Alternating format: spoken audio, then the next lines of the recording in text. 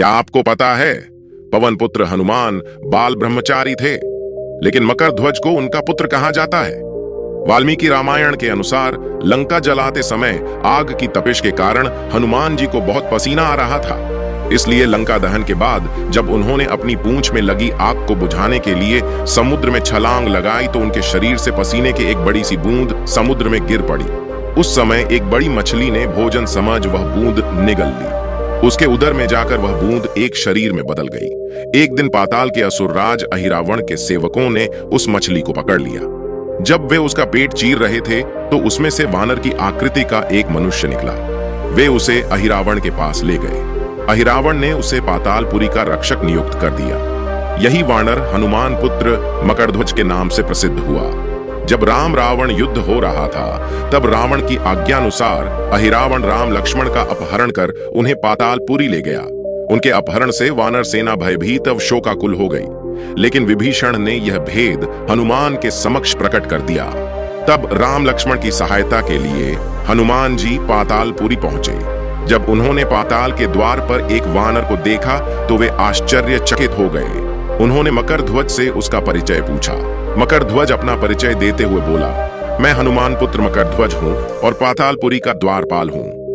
मकरध्वज की बात सुनकर हनुमान क्रोधित होकर बोले, यह तुम क्या कह रहे हो? दुष्ट, मैं बाल ब्रह्मचारी हूँ, फिर भला तुम मेरे पुत्र कैसे हो सकते हो?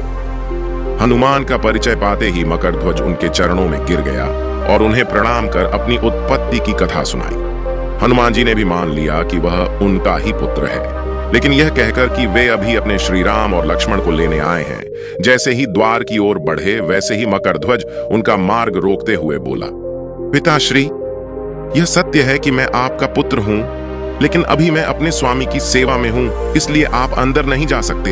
हनुमान ने मकरध्वज को अनेक प्रकार से समझाने का प्रयास किया, किंतु वह द्वार से नहीं हटा। तब दोनों में घोर युद्ध शुरू हो गया। देखते ही देखते हनुमान जी उसे अपनी पूंछ में बांधकर पाताल में प्रवेश कर गए। हनुमान सीधे देवी मंदिर में पहुंचे जहां अहिरावण राम लक्ष्मण की बलि देने वाला था। हनुमान जी को देखकर चामुंडा देवी पाताल लोक से प्रस्थान कर गईं। तब हनुमान जी देवी रूप धारण करके वहां स्थापित हो गए। कुछ देर के बाद अहिरावण वहां आया और पूजा अर्चना करके जैसे ही उसने राम लक्ष्मण की बलि देने के लिए तलवार उठाई, वैसे ही भयंकर गर्जन करते हुए हनुमान जी प्रकट हो गए और उसी तलवार से अहिरावण का वध कर दिया। उन्होंने राम लक्ष्मण को बंधन मुक्त किया।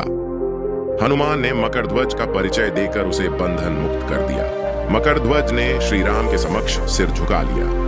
तब श्री राम ने मकरध्वज का राज्याभिषेक कर उसे पाताल का राजा घोषित कर दिया और कहा कि भविष्य में वह अपने पिता के समान दूसरों की सेवा करे। यह सुनकर मकरध्वज ने तीनों को प्रणाम किया। तीनों उसे आशीर्वाद देकर वहां से प्रस्थान कर गए। इस प्रकार मकरध्वज हनुमान पुत्र कहलाए। वीडियो अच्छी लगी हो तो ऐसी ही जानकारी पाने के लिए चैनल को सब्सक्राइब करना ना भूलें।